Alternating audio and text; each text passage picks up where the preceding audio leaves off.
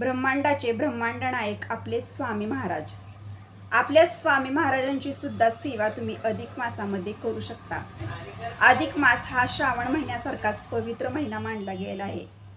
या महिन्यामध्ये आपण जेवढी जास्त भगवान विष्णूंची, माता लक्ष्मीची सेवा उपासना करतो, आपल्या कुळदेवीची सेवा उपासना करतो, तेवढीच जास्त प्रमाणात तुम्हाला स्वामी महाराजांची सुद्धा सेवा उपासना तुम्हाला करायची आहे. बघा, तुम्हाला एक सांगते की स्वामी महाराज हे ब्रह्मांडाचे अवतार आहेत. पूर्ण ब्रह्मांड हे आपले स्वामींचं आहे. स्वामी महाराज ब्रह्मांडाचे चालक, पालक, मालक सर्व स्वामी महाराज आहेत.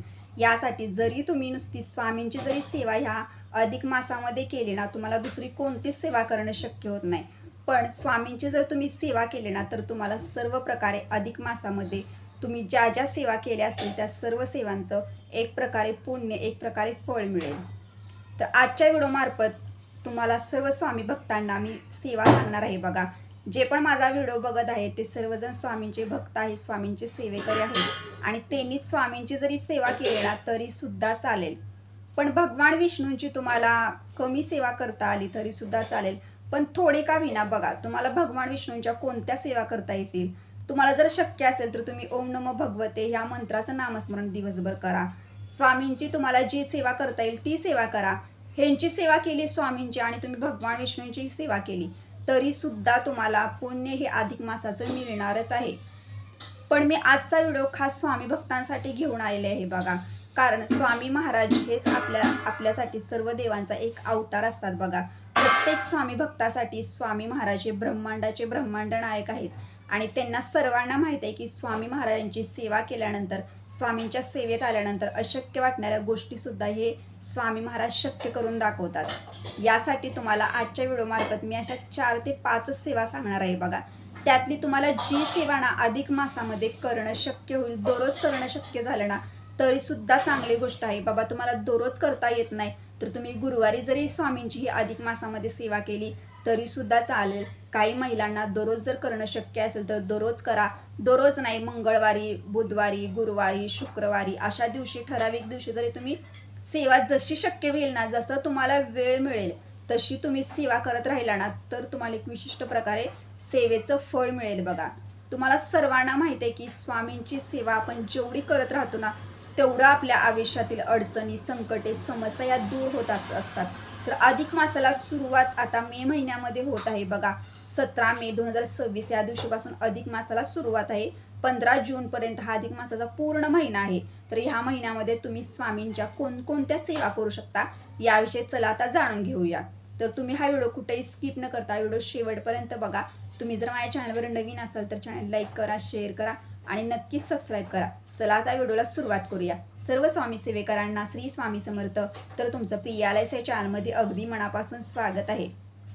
अधिक मास ह्यालाच आपण पुरुषोत्तम मास आणि धोंड्याचा महिना म्हणून सुद्धा ओळखतो. बघा, या महिन्यामध्ये ना आपण खूप विशिष्ट प्रकारची कामं करत असतो, आवर्जून कामं करत असतो. बघा, विशिष्ट प्रकारच्या सेवा करत असतो आणि तसं म्हणायला गेलं तर अधिक मास हा पूर्णपणे बघा भगवान विष्णू आणि माता लक्ष्मीला सेवा आणि उपासना करण्यासाठी एक प्रकारे समर्पित आहे. बघा, उच्च कोटीच्या सेवा आपण भगवान विष्णूच्या जर केल्या ना तर माता लक्ष्मी आपल्या घरामध्ये नक्कीच आगमन करते. त्याचप्रमाणे आपल्याला स्वामींच्या सुद्धा सेवा करणं गरजेचं आहे. असं नाही की अधिक मासाचा महिना आहे, तुम्हाला सर्वांना माहिती आहे की 3 वर्षानंतर हा महिना येत आहे. प्रत्येक स्वामी भक्ताला मला एवढंच सांगायचं आहे की तुम्ही एक स्वामींचे भक्त आहात. तुम्हाला ज्या ज्या सेवा भगवान विष्णूंच्या करणं शक्य होतं, तुमच्या कुळदेवीच्या करणं शक्य होत आहे, माता लक्ष्मीच्या करणं शक्य होत आहे, ते तर तुम्ही दररोज कराच. पण त्यातून सुद्धा आपल्या स्वामींची तुम्ही थोडीशी का विना सेवा या अधिक मासामध्ये नक्की करा. बघा, तुम्ही अधिक मासासारख्या पवित्र महिन्यामध्ये स्वामींची सेवा थोडी सुद्धा चुकवू नका. तर पहिली सेवा तुम्हाला सांगते. तर ज्या दिवशी अधिक मासाला 17 मेला सुरुवात होत आहे त्या दिवशी तुम्ही सेवा करा. मी सर्वांना सांगते की पहिला दिवस तुम्ही चुकवू नका. तुम्हाला जर कंटिन्यू जर तुम्ही ह्या सेवा केल्या ना तर तरी सुद्धा चालेल. बघा, आता मी सेवा तुम्हाला आधीच सांगते, मग तुम्ही त्याच्यावरती ठरवा की तुम्हाला पूर्ण महिनाभर सेवा करणं शक्य असेल तर. आता महिलांना सांगते की महिलांना जर पूर्ण महिन्यामध्ये काही प्रॉब्लेम वगैरे काही आला तर आपल्याला ते दिवस स्किप करायचे ना, त्याच्या पुढचे दिवस तुम्ही सेवा करू शकता. आणि ह्या सेवा करण्यासाठी आपल्याला कोणत्याही प्रकारचा संकल्प वगैरे काही करायचा नाही. बघा, कारण संकल्प केल्यानंतर आपल्याला सेवा ह्या कंटिन्यू कराव्याच लागतात. संकल्प न करता आपल्या स्वामींजवळ आपल्याला हात वगैरे जोडून तुम्ही सेवा करू शकता. म्हणजे स्वामींना एक प्रकारे तुमची अडचण वगैरे सांगून तुम्ही सेवा करू शकता. किंवा प्रत्येक वेळेला स्वामींना अडचण सांगायची, संकट सांगायचं, समस्या सांगायच्या आणि त्यानंतर सेवा त्यांची करायची का, हे गरजेचं आहे का? तर तुम्ही त्यांना काही न सांगता सुद्धा ना त्यांना सर्व काही समजतं बघा. एक तुमची इच्छा म्हणून या अधिक मासामध्ये आपल्या स्वामींच्या सेवा करा. पहिली सेवा आहे बघा, जी तुम्हाला दररोजच्या नित्यसेवेमध्ये तुम्ही करू शकता. पहिली सेवा कोणती? तर स्वामी चरित्र सारामृत. आता स्वामी चरित्र सारामृताचं 1 ते 21 अध्यायांचा हा प्रभावी ग्रंथ आहे बघा. हा ग्रंथाच्या नित्यसेवेमध्ये समावेश केला जातो. तर आता ती नित्यसेवा वेगळी आणि मी ज्या सेवा सांगत आहे तुम्हाला त्या वेगळ्या. नित्यसेवा तुम्हाला करायच्याच आहे. तुम्ही जे 3 अध्याय पठण करता, 11 माळी जप करता, ते तुम्हाला अधिक मासामध्ये सुरू तुमचं ठेवायचं आहे, ते स्किप करायचं नाही. पण मी स्वामी चरित्र सारामृताबद्दल काय सांगत आहे तर बघा, आता हा अधिक मासाचा पूर्ण महिना आहे. एखादा गुरुवार बघा आणि 1 ते 21 अध्यायांचं एक पारायण तुम्ही तुमच्या घरामध्ये करा. खूप महत्त्वाचा ग्रंथ आहे. मी प्रत्येक महिलेला सांगते की तुम्ही एखादा गुरुवार असा बघा की त्या दिवशी तुम्ही तुमच्या घरामध्ये स्वामी चरित्र सारामृताचं एक पारायण घरामध्ये एका बैठकीमध्ये करू शकता. आता दुसरी सेवा कोणती करू शकता तर तुम्ही बघा, तुम्हाला दररोज जर घरामध्ये ही सेवा करणं शक्य असेल तर दररोज करा, नसेल तर गुरुवारी करा. श्री गुरुचरित्र ह्या ग्रंथामधील आपल्याला 14वा अध्याय आणि 18वा अध्याय आपल्या घरामध्ये पठण करायचं आहे.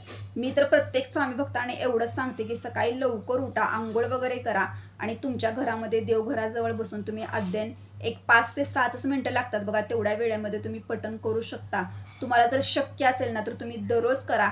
आता काहींना दररोज करणं शक्यच होत नाही, कारण कामाची जबाबदारी असते, बाहेरची घरातली जबाबदारी असते, त्यामुळे त्यांना दररोज शक्यच होत नाही. तर त्यांनी गुरुवारी जरी श्री गुरुचरित्र या ग्रंथामधील 14वा आणि 18वा अध्याय घरामध्ये पठण केला तरी सुद्धा चालेल. तुम्ही हाही अध्याय घरामध्ये पठण करू शकता, तुम्ही ही सेवा करू शकता. आता तुम्हाला मी 2 सेवा सांगितल्या. आता काही महिला अशा आहेत बघा ज्यांना श्री गुरुचरित्र या ग्रंथाचं पारायण करायची सुद्धा इच्छा असते आणि श्री गुरुचरित्र ह्या ग्रंथाचं पारायण जी व्यक्ती करते ना त्याच्या आयुष्यामधील अडचणी संकटे तर दूर होतातच, शिवाय त्याची इच्छित मनोकामना सुद्धा पूर्ण होते बघा. पण श्री गुरुचरित्र या ग्रंथाचं पारायण करत असताना आपल्या नियम आणि अटींचं पालन करूनच पारायण घरामध्ये करायचं आहे.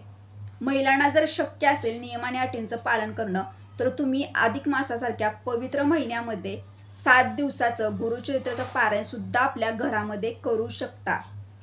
खूप प्रभावी ग्रंथ आहे बघा. श्री गुरुचरित्र हा 5वा वेद मानला गेला आहे आणि तुमच्याकडे जर दिंडोरी प्रणित मार्गातील गुरुचरित्र ग्रंथ जर असेल घरामध्ये आणि तुमच्या घरामध्ये तुम्ही जर पारायण करू शकत असला नियम आणि अटींचं पालन करून तर अधिक मासातले 7 दिवस बघा. पण त्या पारायणच्या मध्ये म्हणजे जेव्हा आपण पारायणला सुरुवात करणार आहे त्याच्या पहिल्या दिवशी आमोशा यायला नको आहे, म्हणजे पारायणला सुरुवात करणं म्हणजे या 7 दिवसामध्ये पहिल्या दिवशी तुम्ही पारायणला सुरुवात केल्यानंतर त्याचे जे पुढचे 7 दिवस असतात म्हणजे पहिल्या दिवशीपासून 7 दिवस पारायणचे असतात, त्याच्यामध्ये नंतर दुसऱ्या दिवशी तिसऱ्या दिवशी या 7 दिवसामध्ये आमोशा येता कामा नये, ह्या गोष्टींची काळजी घ्या. उद्यापना दिवशी सुद्धा तुमची आमोशा येता कामा नये, पहिल्या दिवशी आमोशा नाही, या 7 दिवसामध्ये आमोशा नसणार आहे. असे तुम्ही 7 दिवस बघा आणि त्या दिवसामध्ये तुम्ही घरामध्ये पारायण करा. तुम्ही ही स्वामींची सेवा तुमच्याकडनं होऊ शकते बघा. आता तुम्ही दुसरी सेवा कोणती करू शकता अजून तर बघा, दररोज तुम्ही घरामध्ये सकाळी आंघोळ वगैरे झाल्यानंतर सकाळी किंवा संध्याकाळी 11 वेळा स्वामींचं नामस्मरण करू शकता, म्हणजे 11 माळी जप करू शकता. ही सुद्धा खूप महत्त्वाची सेवा आहे बघा. अधिक मासामध्ये पूर्ण महिना तुम्ही घरामध्ये जर सकाळी 11 माळी, दुसऱ्या दिवशी 11 माळी, तिसऱ्या दिवशी 11 माळी असं जर कंटिन्यू स्वामींचे माळ जप केले ना तर त्याचं सुद्धा तुम्हाला एक प्रकार विशिष्ट पुण्य फळ मिळेल.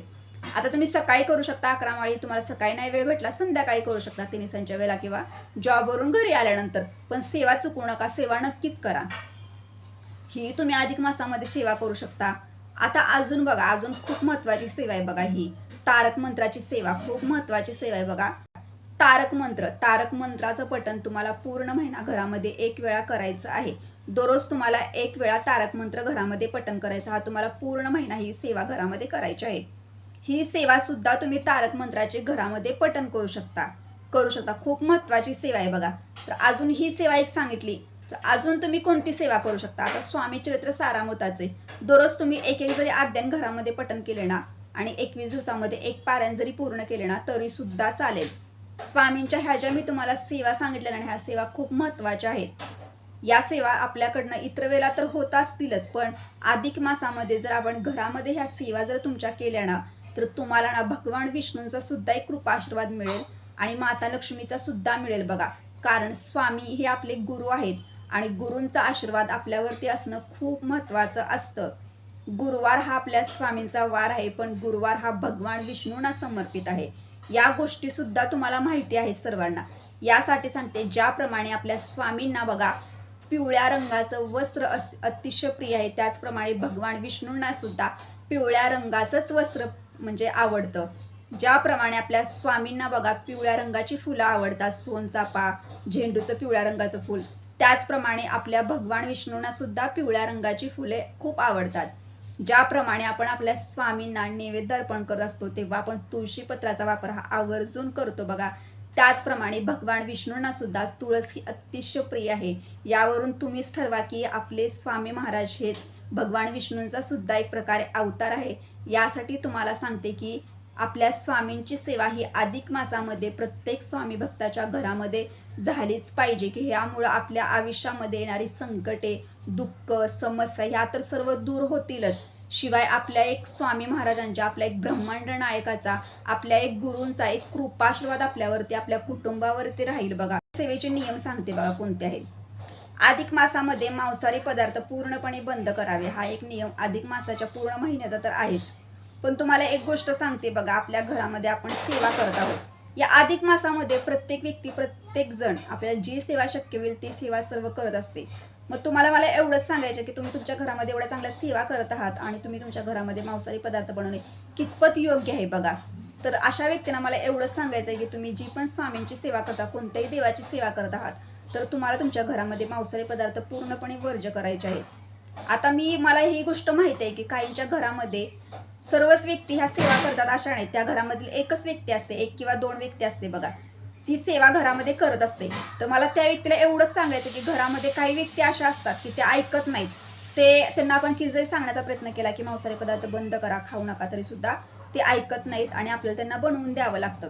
तर अशा महिलांना मला एकच सांगायचं की तुम्ही स्वतः सेवा करत आहात, तर तुम्हाला कोणत्याही प्रकारचं स्वतः मांसाहारी पदार्थ खायचे नाहीत. तुम्हाला शुद्ध शाकाहारी पदार्थच या पूर्ण अधिक मासामध्ये घरामध्ये खायचे आहेत. तसं म्हणायला गेलं तर घरामध्ये पूर्ण सगळ्या व्यक्तींनीच हा नियम पाळायचा असतो, पण काहींच्या घरामध्ये असे प्रॉब्लेम असतात, त्यामुळे खूप प्रॉब्लेम निर्माण होतात. अशा व्यक्तींना मी हेच सांगू शकते. सेवेमध्ये बघा, जर महिलांना काही अडचण वगैरे आली तर तुम्हाला ते दिवस स्किप करायचे आणि तिथून पुढचे दिवस तुम्ही सेवा करू शकता. तर अशा तुम्हाला आजच्या व्हिडिओमार्फत मी सांगितलेली आहे माहिती. आणि दुसरा अजून एक नियम आहे बघा, तर तुमच्या घरामध्ये तुम्ही जर असे पदार्थ कोणाला बनवून दिले तर तुम्हाला त्याच्यानंतर सेवा कोणतीही सुद्धा करायची नाही. जी काय सेवा असेल ती तुम्हाला सगळी सकाळीच करून घ्यायची आहे. महिलांना अशा गोष्टी माहिती असतात, आपल्या घरातल्या प्रत्येकाला, प्रत्येक व्यक्तीला आपल्या घरातलं सगळं माहिती असतं की तुमच्या घरामध्ये कधी असे पदार्थ तुम्हाला बनवून द्यावे लागणार आहेत. त्यासाठी तुम्ही त्या दिवशी जर असं काही बनवायचं असेल तर तुम्हाला सेवा या सगळ्या सकाळी करून घ्यायच्या आहेत. त्या वस्तूंना हात लावून तुम्हाला पुन्हा कधी सुद्धा स्वामींच्या मार्गातली कोणती सेवा करायची नाही. या गोष्टींची काळजी घ्यायची आणि तुम्हाला अधिक मासामध्ये सेवा उपासना घरामध्ये करायच्या आहेत. तुम्हाला आजचा जर व्हिडिओ आवडला असेल तर नक्कीच या सर्व सेवांपैकी एक सेवा तुम्ही नक्कीच घरामध्ये करा. आपल्या स्वामींचा एक कृपा आशीर्वाद मिळवा आणि घरामधील अडचणी, संकटे सुद्धा दूर करा. तुम्हाला जर आजचा व्हिडिओ आवडला असेल तर कमेंटमध्ये श्री स्वामी समर्थ लिहा, एक छोटंसं लाईक करा, हाईप करा. भेटू आता नेक्स्ट व्हिडिओमध्ये. तोपर्यंत सर्व स्वामी सेविकांना श्री स्वामी समर्थ.